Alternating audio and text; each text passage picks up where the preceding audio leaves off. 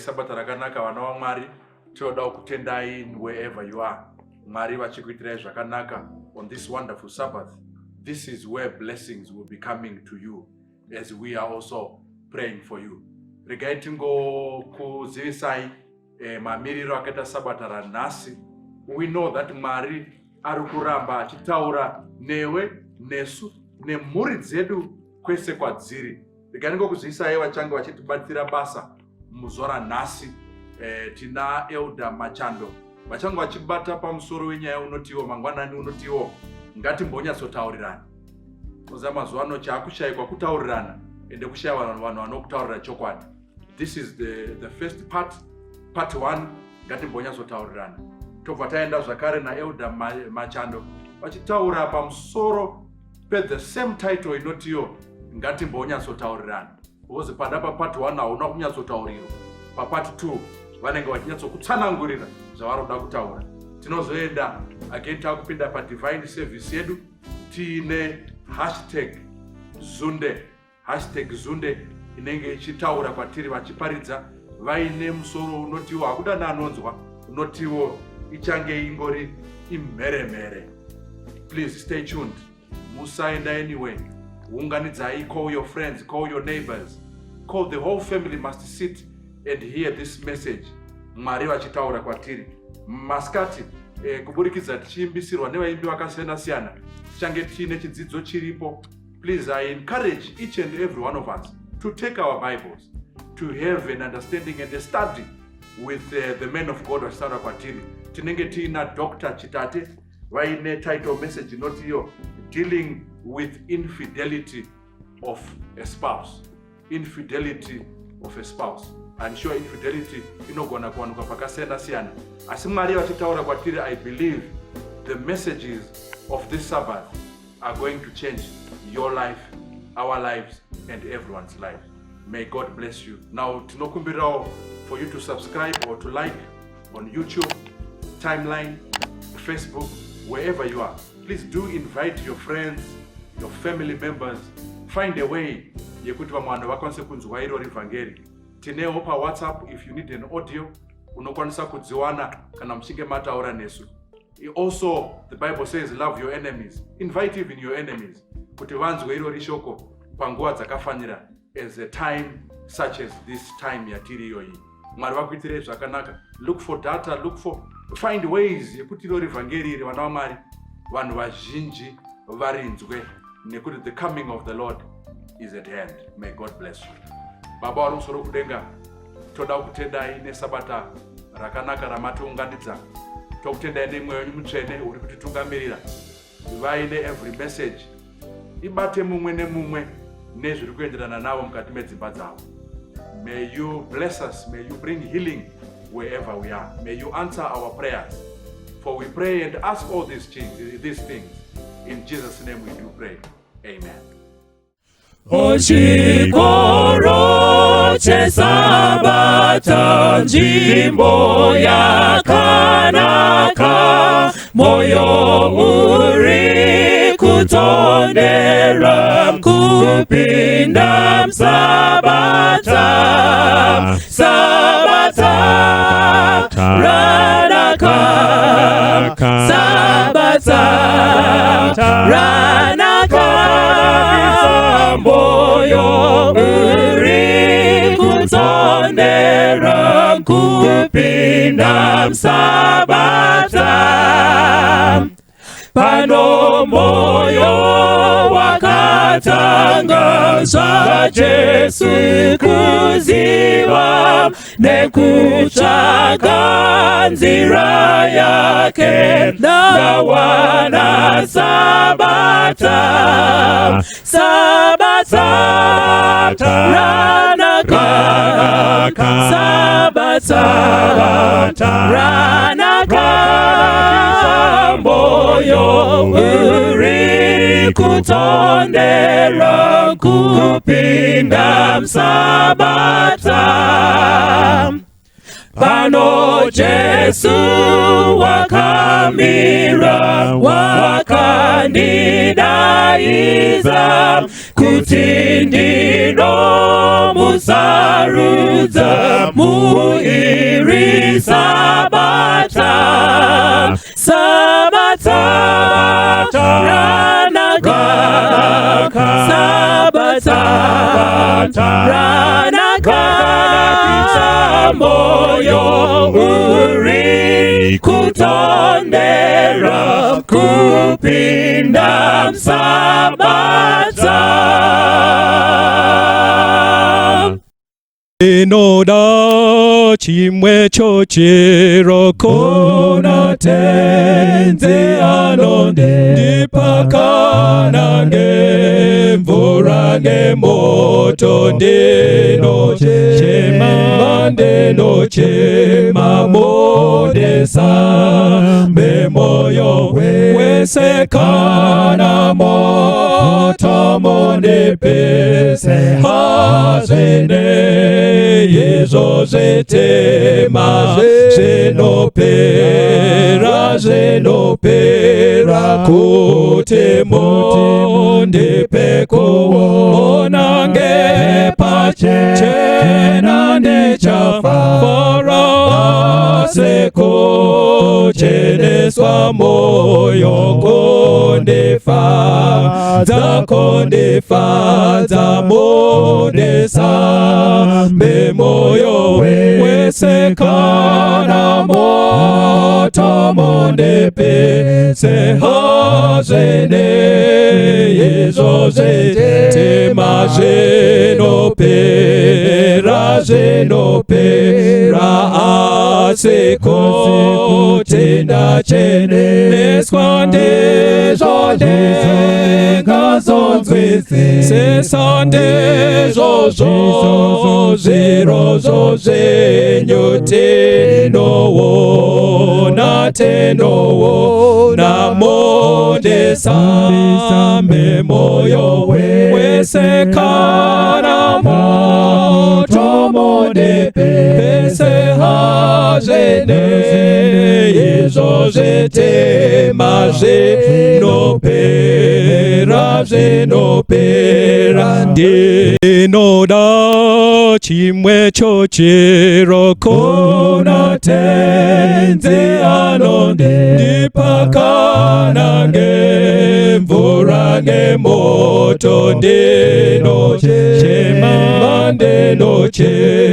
modesa memoyo wesekana moto mondepese hazene yezo zetema zenopera kutemo ndepeko onange pachena ndechafa fara seko cheneswa moyo kondefa modesa memoyo wesekana moto mondepese hazene yezo zetema zenopera aseko tenda cheneswa ndezo ngazonzwisi sesande zozo zerozo zenyotenowo na modesa memoyo wesekana moto mondepese hazene yezo zetema zenopera ndinoseya zvakaye pane zvifungo zvakasha shotosekana ndichiedza ndakayepa modesa memoyo wesekana moto tomonde pese azine izo zitema zinopera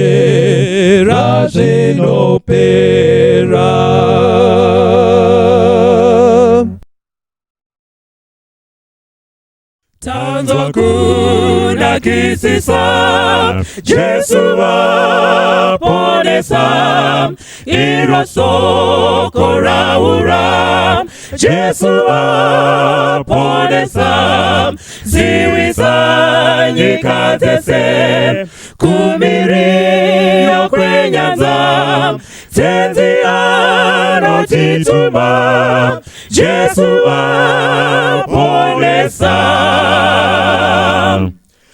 Tumira yipanyanza Jesu waponesa Uzanyirwa nyangazi Jesu waponesa Himbayi washituwa Kanawari panyanza Pasirisha zoriza Jesu waponesa Imbangi mudambuto Jesu waponesa Ngeupenyu nerufu Jesu waponesa Imbangi nekufawa Moyo unodambutsa Ibira yipagua Jesu waponesa Ipa izwi pamweya Jesu waponesa Kutinduzi zizoda Jesu waponesa Naita kuponeswa Mumako moneringa Riore rukurira Jesu waponesa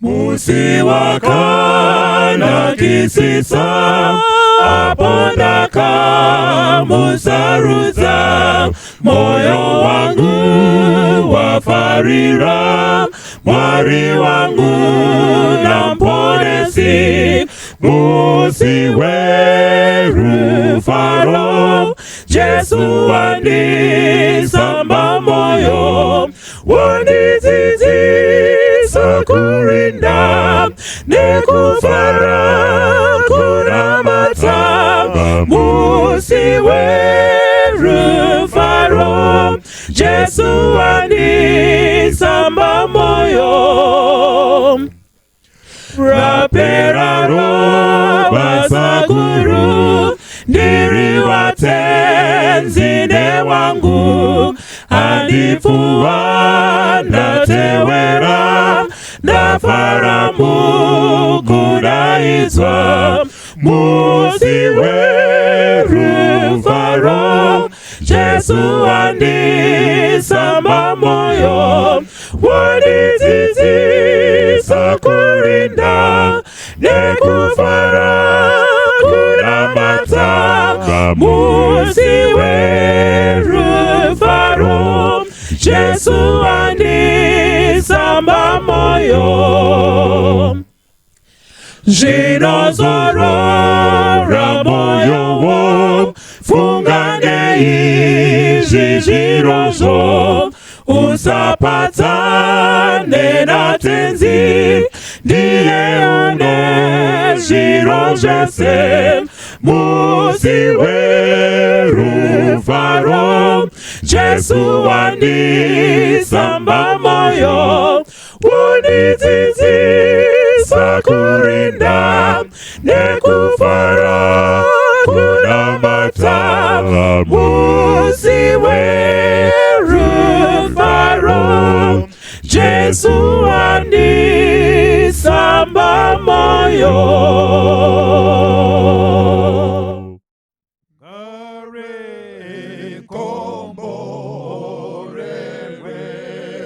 Fundo rore rudo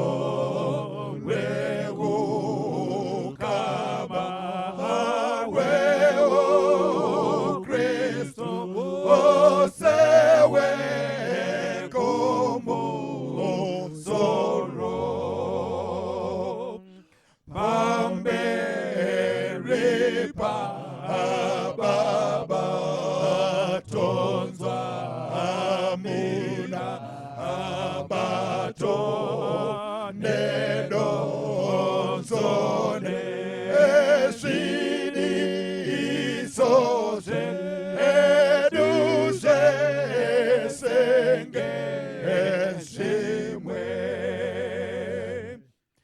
tino kowerana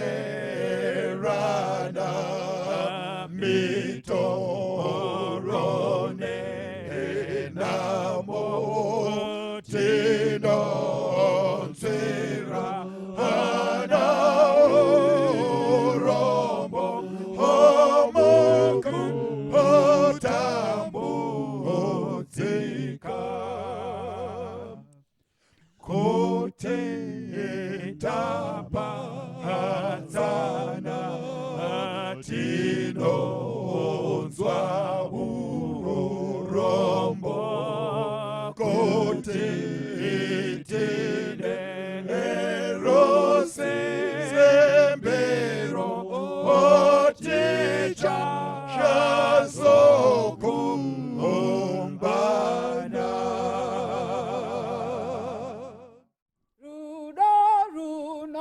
Tifata runo na zanzira runo itatere nekuwa nemuta mariru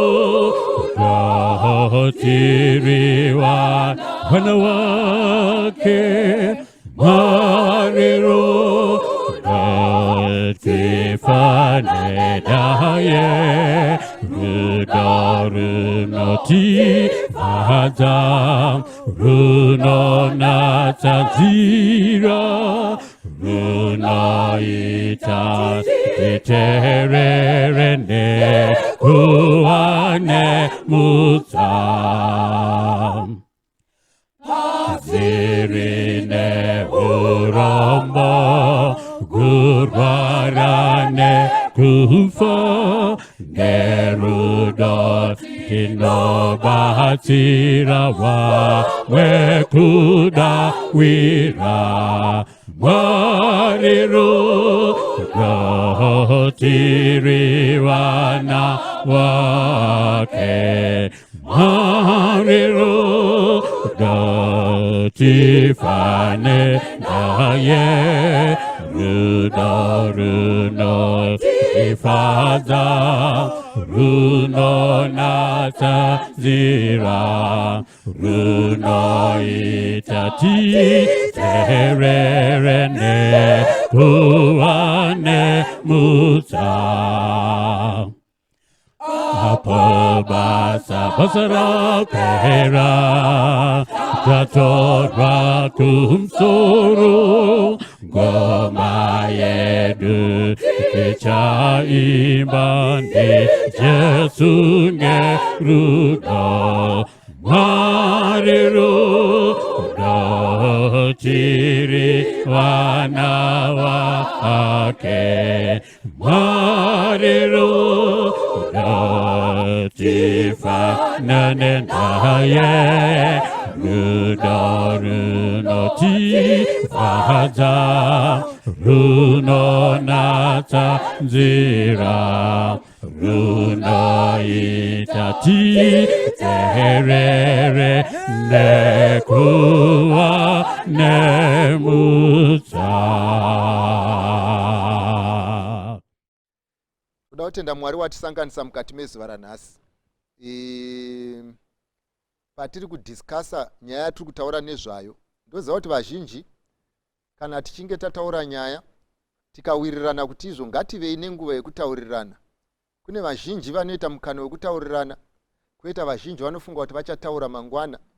Asi zvinenge zvakanyanyisa kutinakira ndezvekuti munguva ino patigere mudzimba dzedu tichinzwa evhangeri youshe, zvakanyanyisa kunaka kuti tidiscusse whatever content yatinonzwa. Totora zvakatinakira, totora zvisakatinakira, tosiya zvisakatinakira. Chepiri chandinokumbira ndechichichi. Nguva nenguva patinenge tichitaura, ngatiregei kupersonalize gospel. Hakuna unobva kumba kwake kuzopopotera mumwe kana kutuka umwe. asi tinouya panapa kuti titaure kuti zvimwe iwewe neni tose tingagadzirire kusangana naKristu.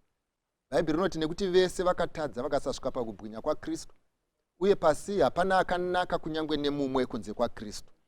Saka ndinovimba kuti muzuva ranhasi tichawirirana patichaenderera mberi nenyaya yedu. Toda nhasi unoyu kuti tiverenge mukati mebhuku ravakorinde chitsauko cha 7. Ndichaverenga pavhesi ya 1.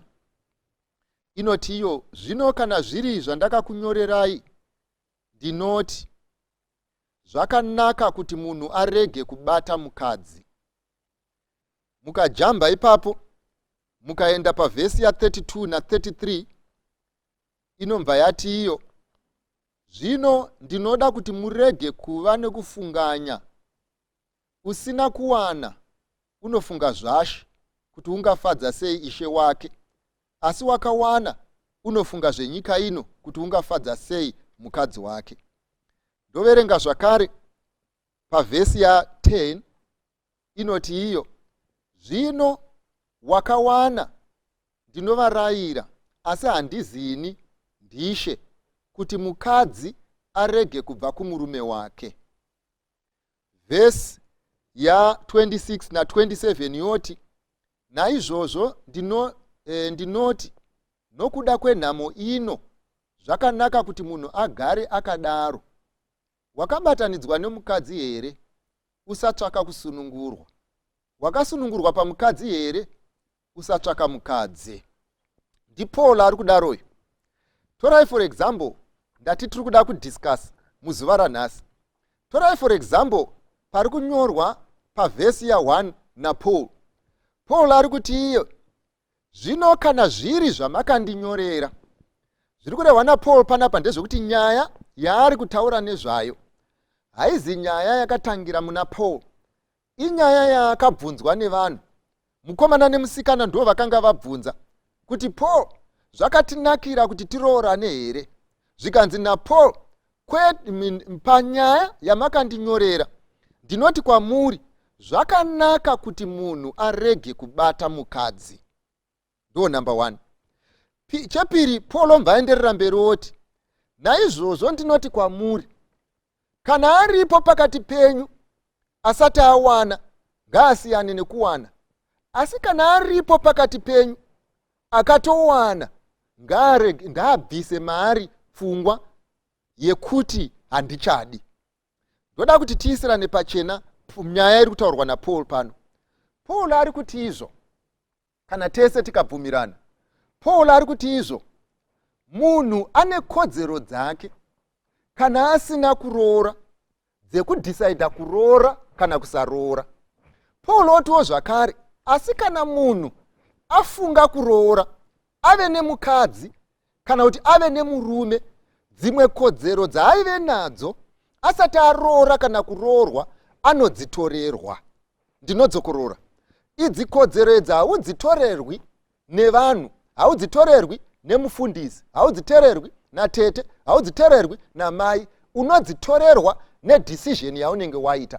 Mwari ari kuti inini, when a man makes a decision, I respect that decision. And when a man has made a decision, I expect permanency in that decision.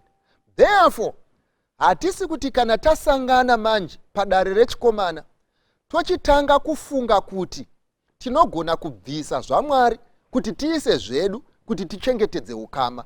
Saka zvatichataura mukati mezuva ranhasi, hatizi kuzotaura nyaya yekuti tichengetedze ukama hwako nehwangu, yekuti tichengetedze ukama pakati patete newe, yekuti tichengetedze ukama pakati pemufundisi wako neumwe munhu.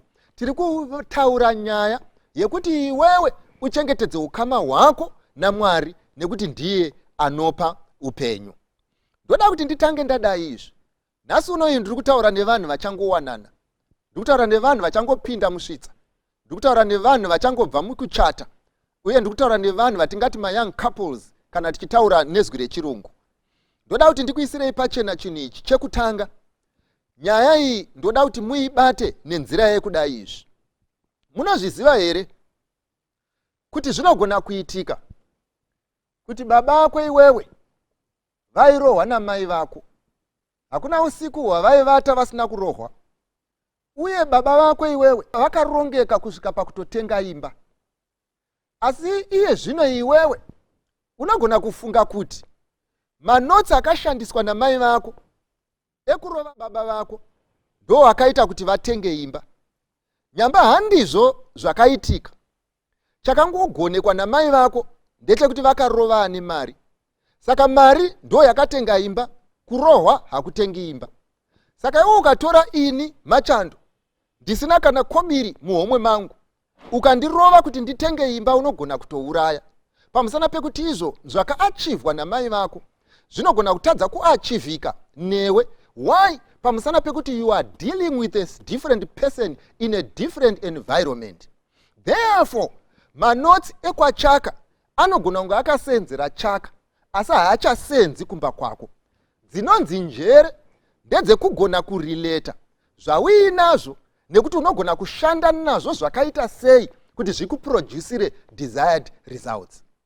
Zvinogona kuitika kuti dzimwe shamwari dzako dzekubasa kana kuti izvo sisi vako vakakura kudhara vaigona kuti kana vachinge vasvika kumba, kana vachida kuti murume anzwisise kuti izvo panapa hapasi right, munongosvika kumba moti kwindi, uyu akanyarara uyu akanyarara, pamusana pekuti uruda kustressa point. But chimwe nyaya unoziva, maybe regai ndikubvunze mubvunzo. Pawakakura wakambonzwa here izwi rinoti zvitsvinyo? Kare vanhu vachitotamba yaitove game yekutonogara pasi pachibridge, kana kutoti tiri tapedza chikoro kutogara pasi kuti yaitimbotsvinyirana. Kutsvinyirana kutukana. Saka zvaitoitika ndezvekuti vanhu vaigona kutukana votukana 30 minutes 1 hour, vapedza kutukana voenda kumba. Hakuna kana mumwe waimbotsamwa pamusana pekuti kutukana yanga iri game. Saka chimwe chinozonetsa ndechichichi. Unochinotora murume akakurira kumbare waive negemu yezvitsvinyo, ofunga kuti kana uchinge wamurafura anozvinzwa. Haazvinzwisise because kwaari zvitsvinyo igemu. Saka zvakanyanyisa kunaka ndezvekuti tigare toisa musoro pamwe chete, tione chinoshanda nechisiri kushanda, of which this is exactly what we want to do today. Asi zvandoda kuti tiite kana tichinge tapedza kutaura ndezvekuti iwe newakaroora kana kuti wakaroorana naye, hakuna munhu wakaroora kana kuti hakuna munhu wakaroorwa anofanirwa kusarendera umwe munhu problem yake. Chinhu ichi ndechenyu, ndimakauya nacho, ndimakachiinvenda, ndimakati chinoshanda, ndimakati tinochida. Saka imimi munofanirwa kumeka sure kuti chinhu chenyu chashanda. I am telling you and I repeat this. Ngatirege kuisa too much effort pakupaza imba pane kuisa too much effort pakuivaka. Zvakanyanyisa kunaka kuti tiise effort mune zvinobhadhara kwete kuisa effort mune zvisingabhadhari. Kuti tichage advice pane zvinobhadhara kwete kutsvaga advice pane zvisingabhadhari. Hakuna munhu anofanirwa kuti tapedza kutaurirana pano tinzwe kuti une pfungwa yekudissolve chinhu chawakauya nacho wega. Pfungwa yako inofanirwa kuve positive. You must make this thing work. This thing must work because iwe waisa effort, the other party yaisa effort. Let's agree today, takagara tiite commitment mumba medu kuti whatever happens, we want this thing to work because it is ours and we will be identified nacho. Now, chimwe chandoda kuti tinzwisise young people ndechekuti izvo rwendo nderwako. Ukasarudza iwewe kuti izvo handisi kuzoisa mutoro pasi, ndoda kufamba ndakasenga mutoro wangu, anokupinda pataiti ndiwe. Saka ukada kufinyamira zvinhu zvako, ukada kutsamwira zvinhu zvako, ukada kuti handinzarwo, ukati haivhiiwe, I am telling you, iwe ukati haivhiiwe, umwe akati haivhiiwe, inorara mudewe ende mese munomuka musina kudya. Hazvina zvazvinobatsira kuti vanhu vakuru vaviri vanogona kupinda muimba imwe chete, vagoti nhasi hatisi kutaurirana, vagonorara pamubhedha umwe chete, umwe akafuratira achinyepera kurara, umwe akafuratira achinyepera kurara, vachifunga kuti uyu ari kufikisa uyu, uyu ari kufikisa uyu. Moita svondo rese makapostpone happiness because of foolishness. Zvinokubatsirei to lose sleep for 7 days over an issue that you are going to solve in 2 minutes? Why don't you just wake up sevanhu vakuru? Why don't you just sit down sevanhu vakuru and do in the first minute what you were planning to do in 7 days? Why do you postpone happiness when it is always there? We need people who are proactive, People who know that this thing requires their effort, and if they do not put effort, hakuna chinhu ichi chichafamba. Ngatibetserene hama nehanzvadzi pachinhu ichi. Sekuverava kwataita panapa, Paul anoti, kana zviri zvandakakunyorerai, zvakanaka kuti munhu arege kubata mukadzi. Saka mukati mezuva ranhasi, vakaona kuti kubata mukadzi hakuiti, kana kuti kuve nemurume hakuiti, handivo vatinotaura navo. Iwe wakasarudza kuve nemukadzi, ukasarudza kuve nemurume. Taakuchikudza manje kuti izvo, there is a solution to this problem from the author of marriage. Like we agreed way before, there is no author of marriage pano pasi. Hakuna akaisa marriage, hakuna akadesigna marriage, hakuna akaronga muchato, hakuna pano pasi who invented this thing. It was invented from above. And he who invented this thing had a purpose yechinhu ichi.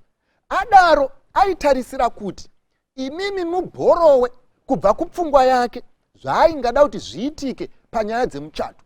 Saka hatidi munhu anoda kuita kunge rocket scientist, hatidi munhu anoda kunyepera kurizina zvina nebasa rese. Hapadi maths apa, hapadi physics apa. Nyaya dzemuchato, kunyangwe benzi rinorovora, munhu kwaye anoroora, akafunda anoroora, asina kufunda anoroorwa, anogara mustreet anoroora, anogara mumba anoroora, akavaka anoroora, asina kuvaka anoroora. Pamusana pekuti mupi wechinhu ichi akapa munhu wese. Saka marriage yaanotonga nemarriage yaanotongwa dzine recipe imwe chete. Marriage yaanoba nemarriage yaanobirwa dzine recipe imwe chete. Marriage yaanorova nemarriage yaanorohwa dzine recipe imwe chete. And that recipe is from above. Hakuna any other invention yerecipe. Saka murombo neurombo hwake nemupfumi neupfumi hwake pamanotsi emarriage hapana manotsi emupfumi nemanotsi emurombo. When you decide to marry, the recipe remains one and it remains consistent. And I'm telling you, Mwari aitira zvinhu izvi, it was for our favor. He was demonstrating higher issues from zvinhu zviri pasi pasi. Saka zvinodiwa kuti titsvage kuti Mwari, how did he intend men to run this institution so that iye anoona mbiri nerukudzo. Kune vasina kupinda muchinhu ichi, tinombosiyana navo, timbofamba nevakapinda. Number 1, Mwari achinyora mukati meBhayibheri, ndakuda kukupai recipe inopiwa naMwari mukati mebhuku ravaEfeso. Ndiri kuerenga mukati mebhuku ravaEfeso chapter 5. Inonyora ichiti izvo, Paul achinyora kuna Ephesians chapter 5. Ndoverenga pavhesi ya 32 na 33, ndozoverenga vhesi ya 25 na 26.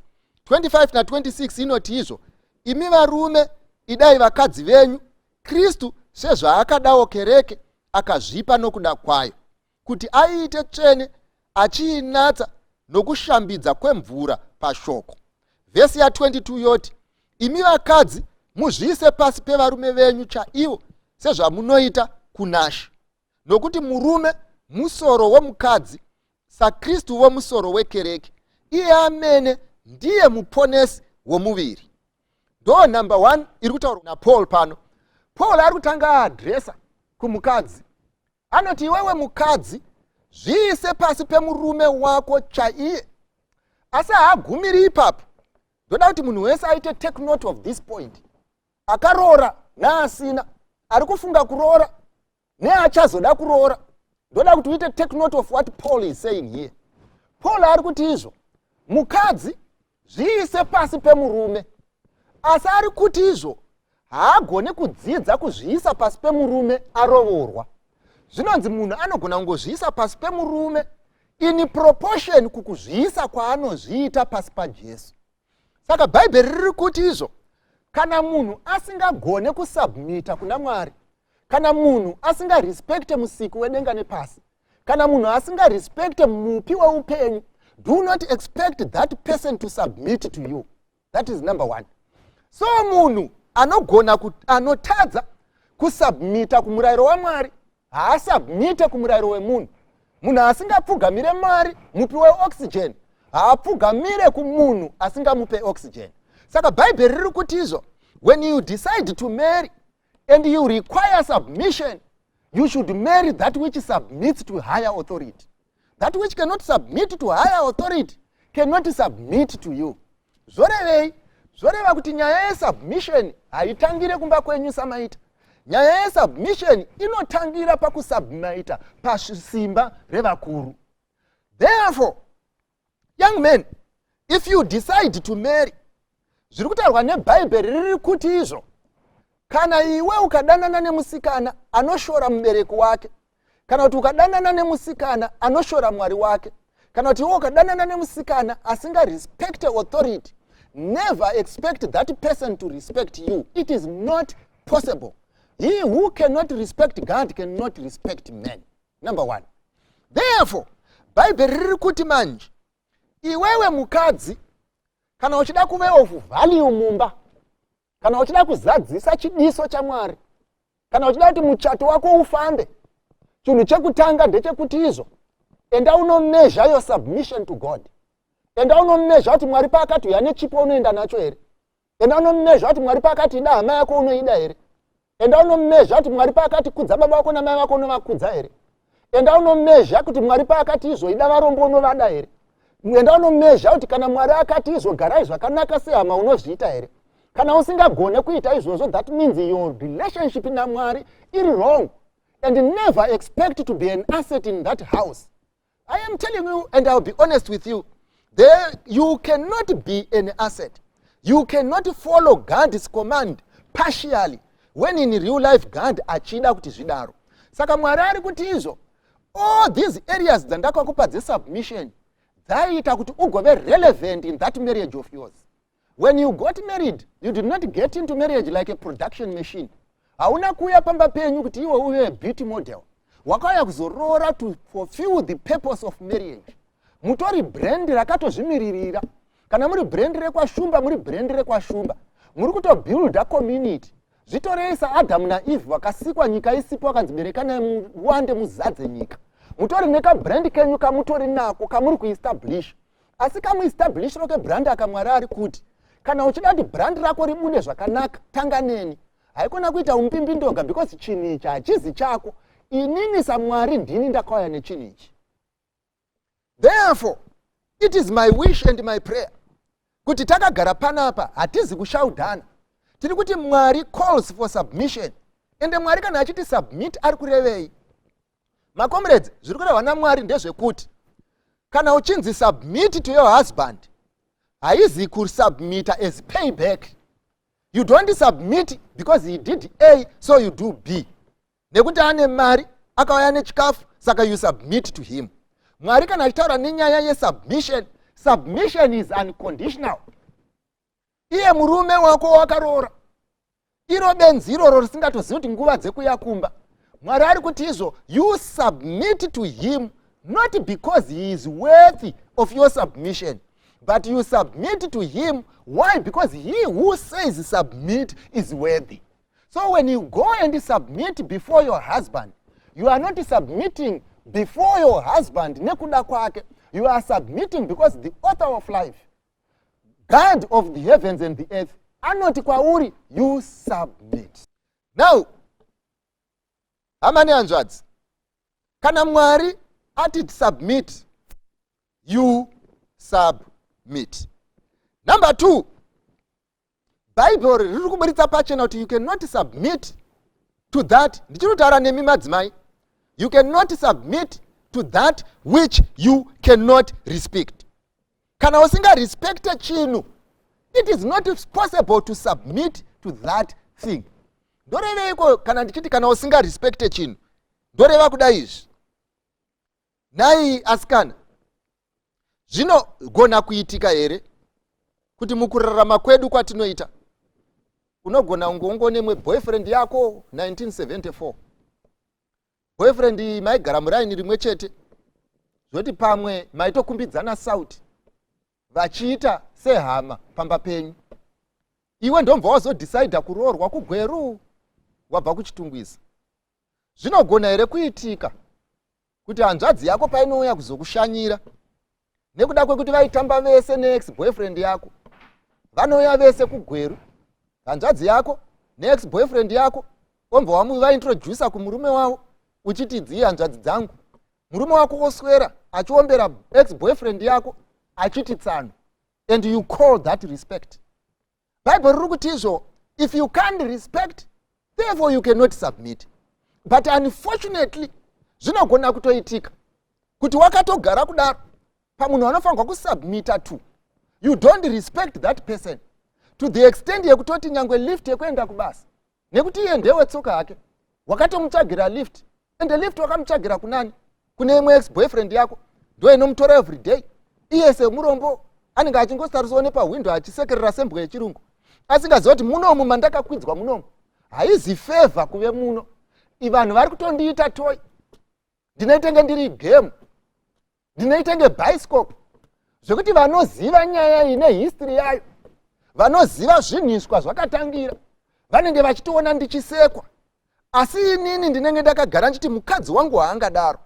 Bhaibheri roisa pachena kuti no, in this particular scenario mai mwana, in this particular scenario mai munini, in this particular scenario asikana, ishu iri panapa ndeyekuti izvo hakuna respect yaunogona kupa munhu waunoswera achijoga raini rese akapfeka t-shirt yawakapiwa neboyfriend yako. Ishu iri panapa ndeyekuti if you want to respect someone, you must learn to leave all unfinished business. How the greatest problem yatinayo inoita kuti vanhu vatadze kusubmita inyaya ye lack of respect. Too much unfinished business, too many friends who are not worthy, too much baggage yakaunzwa into the association. Pfungwa dzako urimo physically, but iwewe pfungwa dzako wakadzisiya kumahumbwe. Uri kutora chinhu chiri serious ichi, chiri kupa relationship yeMwari nemunhu, chiri kuratidza relationship yechechi naMwari, uchitoita zvako mahumbwe, where you go to bed and you think of everyone else except your husband, and you think you are going to respect that person and submit to him. No, you can't, because you are a woman of two minds. You are a woman who is not worth the salt. Saka Bible riri kuburitsa pachena kuti it's an instruction from above. If you decide to marry, you don't marry on your own terms. If you decide to marry, you don't marry for your own reasons. If you decide to marry, you do not bring your own theories. If you decide to marry, you are not the author of this thing. He who authored marriage says you should submit.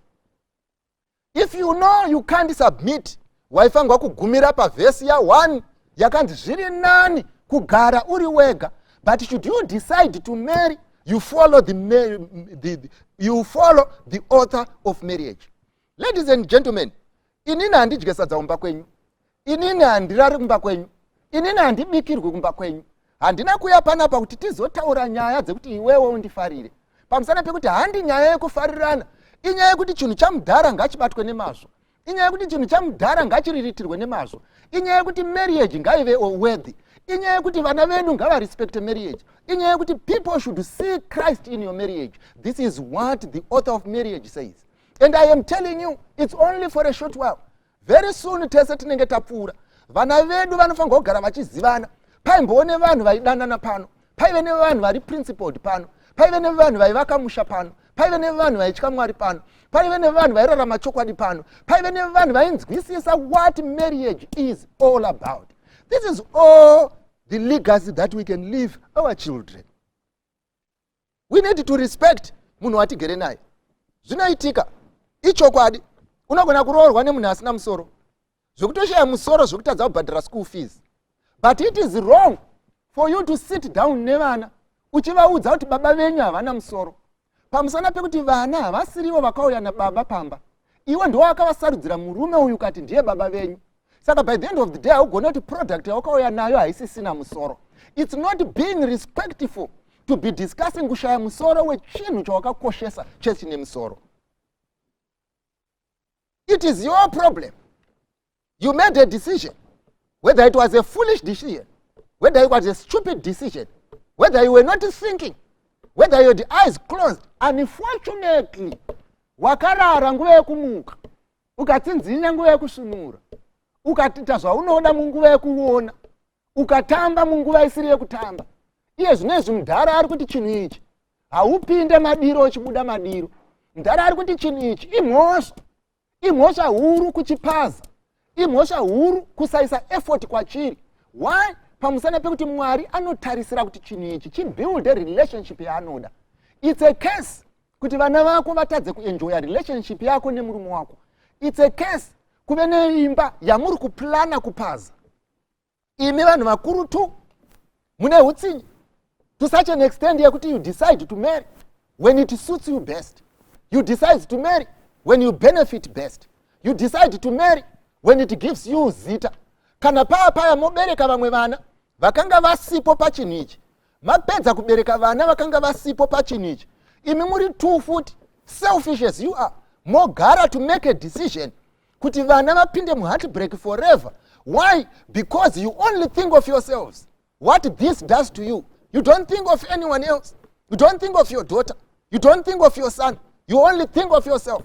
Every day when you fight, you are thinking of yourselves. Every day when you shout to each other, you are thinking of yourself. Every day when you are thinking of yourselves. You have never considered what this is doing to everyone else. Hakuna wakamanikidzwa kuve nevana. Hakuna wakamanikidzwa kupinda mutsvitsa. Hakuna wakamanikidzwa kuchata. I am telling you, let's respect this thing. We brought it here and we must sustain it. We need to sit down. You and your husband should sit down. You need to talk about this thing. You need to come to an agreement. This thing must work because it was designed to work. Hamusisiri vana vadiki, matova vanhu vakuru. Hakuzi kumahumbwe kunoko. Kwekuti munoti marumba rangarire madhaka tomborasa, tozoisa rimwe, tomborasa, tomboiswa rimwe. We cannot run life like that. This is what Paul is saying. He is saying marriage is not temporal. Marriage is permanent. Fungai sevanhu vatanga chinhu chiri permanent. Imwe problem yatinayo tichipinda munyaya yechinhu ichi ndeyekuti izvo, have you ever realized kana munhu achida kuita business ane business plan? Have you ever noticed kuti kumabasa mazhinji vanotoita production meeting makuseni yekuronga chinhu chavo? Have you ever noticed kuti in everything else chinoitwa nemunhu ane plan? Nyangwe mukaenda kufinance kune mafinance plan. Vanhu vese vane zvimaplan zvakagara pasi zvikarongerwa. The only thing that you are running without a plan is your marriage. Kubva musi wamakapedza kuplana kuroorana, ndomva maplana kuisa muchato, ndo pamakapedzera kuplana. Ndoda kukubvunzai nhasi mugere ipapo. Are you running this thing on a plan? Mune planning, mune objective. Munoziva kwamuri kuenda, munoziva kwamuri kusvibva, munoziva kuti munosei masvika. Chii chamakarongera? What is the purpose of this marriage? Makagarirei? Kungorara nekumuka, kumuka mchingobika sadza nekurara, kungoenda kubasa nekudzoka. Why are you there? Kubasa munoziva zvamunoendera, syllabus munotoziva kuti iri kuti kudii, kubasa munoziva zvamunoendera, production target munotoiziva. Pamba penyu apa chii chamakagarira? What is the purpose? You think kuti imimi everything else runs on a plan and your marriage will run on autopilot. Muri vanhu vakuru makaenda kuchikoro. You need to sit down and think, why is that woman of yours coming back every day? Uruti ari kudzokera kutsvaga pekurara. There are so many places kwaanorara. Asi unfortunately she is coming back. For who? For you. Uri kudei, you have nothing to offer. What you offered 30 years ago, you can no longer offer. Wango kungodzoka nekuti akapfeka ring. Kungouya pamba. Why? There is no plan. Hapatomborina program yekuti chishande. Hapatomborina teamwork iri kubatanidzwa. Hapana ndotomboza tiri kuita nezvei, makangogara kubikirana sadza nekurara. And you think this marriage of yours is going to work. You need to sit down and plan. Why are you there? Why did you establish this thing? Why is it there?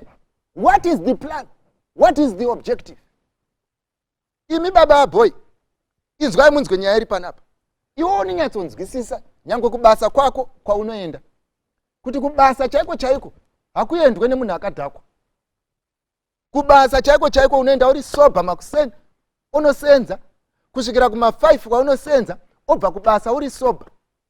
Problem yako manje ndeyoti kana wakuenda kumba kunove ndo core business.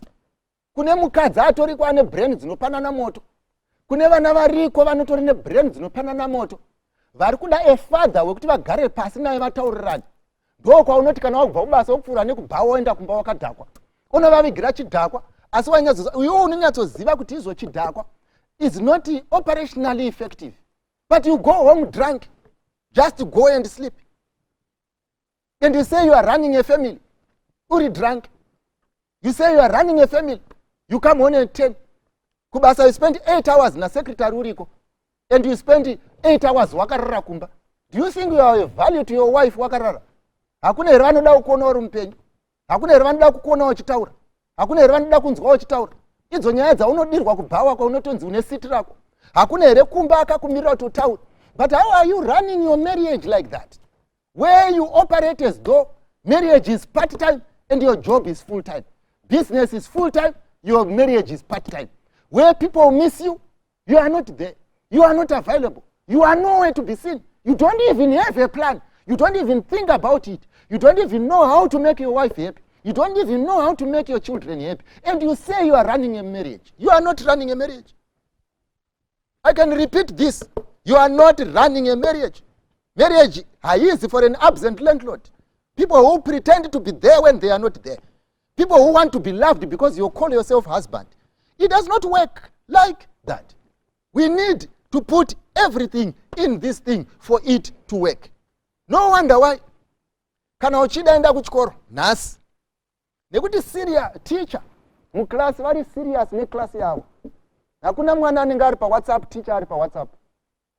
Hakuna mwana anenge ari pa phone teacher achiticha. Kana vapinda kuchikoro vanomboita zvechikoro. Kumba kwako chete iwewe. Ndo kunoti iwe unenge uri pa WhatsApp. Mukadzi wako anenge ari pa WhatsApp.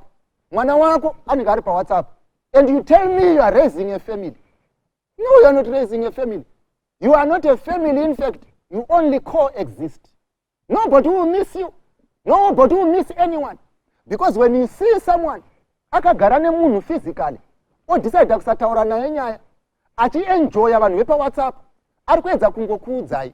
All those who are in here are irrelevant to me. I have got better people to be talking to. And then you call that a family. You don't have a family. So Mwari panapa pari kutaura ari kuti izvo. Kana wakaroora, my friend, take this thing seriously. You need to sit down. You need to know. Pane nguva yekutaurawo. Pane nguva yekuenda pafoni. Pane nguva yekuseka nemhuri. Pane nguva yekunamata nemhuri. Pane nguva yekutaura zviri kunetsa. Pane nguva yekuronga. Kana ndichiti ndiri kuronga, inzwaiwo. Kana tichiti kuronga, hatireve kugara pasi muchitaurirana kuti izvo 20 years from now toda kuzotenga imba, 20 years from now toda kutenga madress maviri, gore rinouya toda kunopaza uchuru, tobva tatora ivhu racho tonosperera mugarden. Hakusiro kwatinoti kuronga. Iyo inonzi shopping list. And you cannot run a family based on shopping list. You need to know why that institution is there, why it is surviving, what it will be remembered for.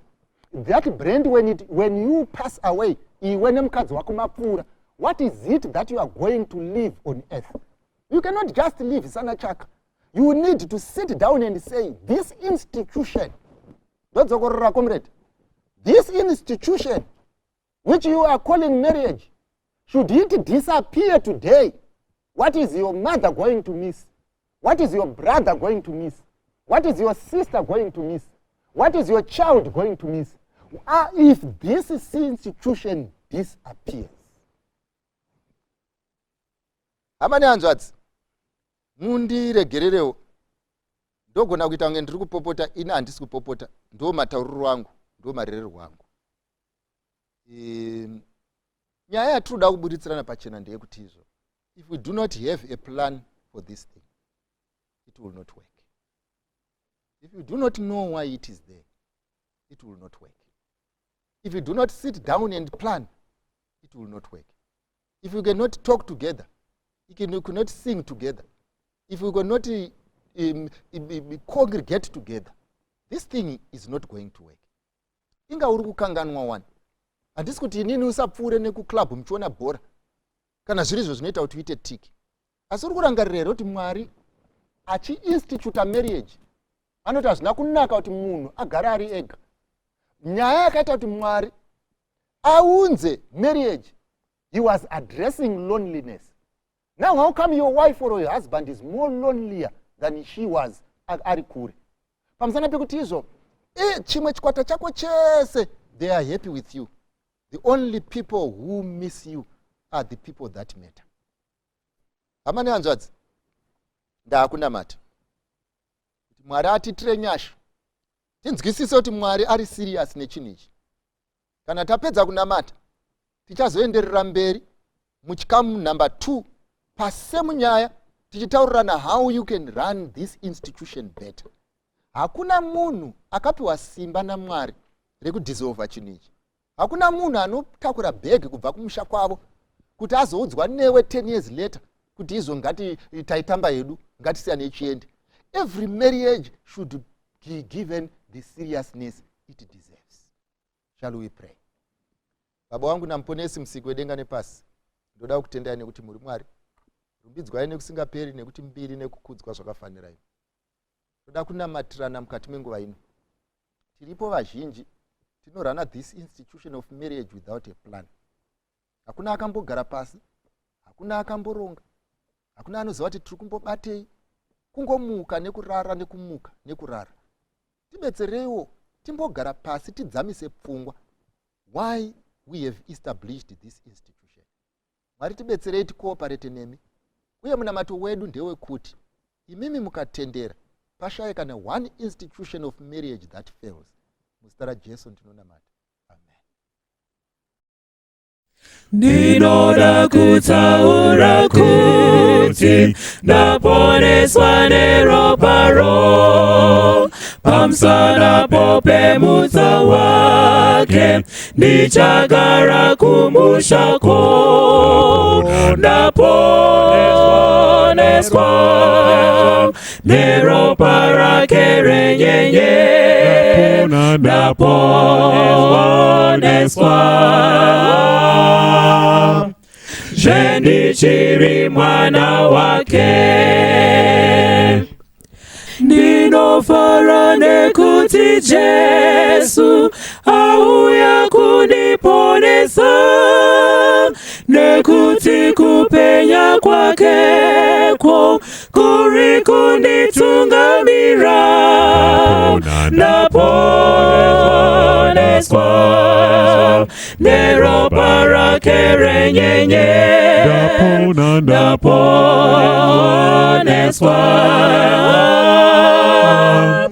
zvendichiri mwana wake. Ndinotondera Muponesi, ndichiri kufunga naye, ndiri kuimba nguva dzese ngerudo rukuru rwake. Ndaponeswa neropa rake renyenye, ndaponeswa zvendichiri mwana wake. Ndichamuona mambo wangu, ndoita mutemo wake, achiri kunditungamira, ndakara kumusha kwake. Ndaponeswa neropa rake renyenye, ndaponeswa